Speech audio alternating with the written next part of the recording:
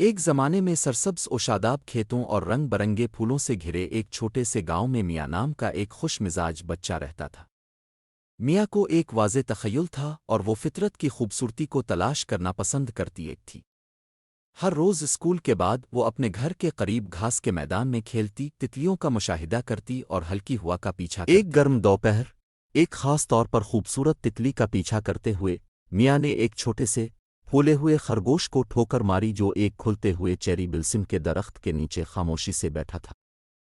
خرگوش کی کھال سب سے نرم تھی جو سورج کی روشنی میں چاندی کی طرح چمکتی تھی۔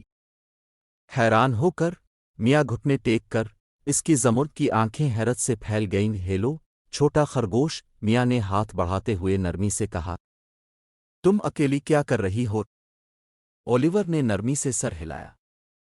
فوری طور پر ایک چمکتا ہوا پورٹل ان کے پاس نمودار ہوا، ہر رنگ کے رنگوں سے گھوم رہا تھا۔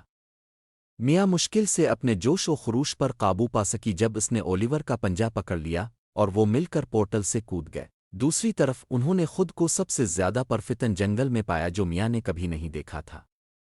درخت لمبے اور شاندار تھے، ان کے پتے سونے اور چاندی کے سائے میں چمک رہے تھے۔ رنگ برنگے پھول اس نے اپنے گاؤں میں دیکھے کسی بھی پھول سے زیادہ روشن تھے اور چمکے چھوٹے ستاروں کی طرح ہوا میں۔ تھوڑی دیر کے بعد وہ دریائے رینبو کے پاس پہنچ گئے جو پانی کے ہر رنگ میں چمکتا ہوا بہتا تھا۔ یہ دریا آپ کو ایک خاص خواہش دے سکتا ہے، لیکن آپ کو محتاط رہنا چاہیے کہ آپ کیا چاہتے ہیں، اولیور نے خبردار کیا۔ آپ کو اپنے دل کی حقیقی خواہش کے بارے میں سوچنا چاہیے۔ میاں نے پانی کو دیکھا، اس کا جادو محسوس کیا۔ اس نے اپنی خواہش کے بارے میں سوچا اور محسوس کیا کہ اس کا دل صرف مہم جوئی کے لیے نہیں بلکہ دوسروں کے ساتھ خوشی اور مہربانی بانٹنا چاہتا ہے۔ لہذا جب وہ دریا کے کنارے پر قدم رکھا، اولیور میں اس کے پہلو میں آ گئی۔ جیسے ہی پورٹل بند ہوا، میاں نے اپنے دل میں ایک گرمجوشی محسوس کی، یہ جان کر کے اس کی خواہش اس کے گاؤں میں خوشی کی لہر دوڑ گئی ہے۔ اس دن سے وہ اکثر جادوئی گھاس کا دورہ کرتی تھی، اپنے جادوئی دوست اور اس شاندار مہم جوئی کے لیے شکر گزار تھی جس نے اسے سب سے بڑا جادو سکھایا، مہربانی کا جادو۔